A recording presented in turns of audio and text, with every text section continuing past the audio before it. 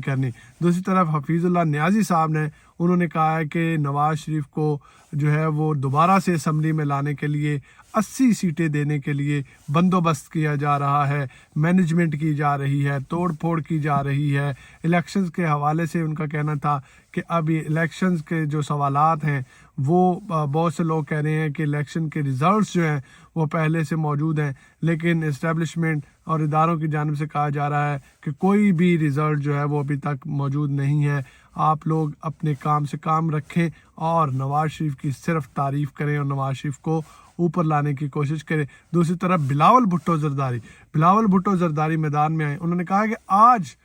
واقعی دیکھ لیا ہے کہ ادارے جو ہیں وہ نیوٹرل ہیں۔ وہ کہہ رہے ہیں کہ صرف نواز شریف کو لے آئیں، باقی پیپل پارٹی، باقی ادارے جو جماعتیں ان کو سب کو کھڈے لائن لگائیں، صرف نواز شریف صاحب ٹھیک ہے، باقی سب کو ایک سائڈ پہ کرے، باقی سب کی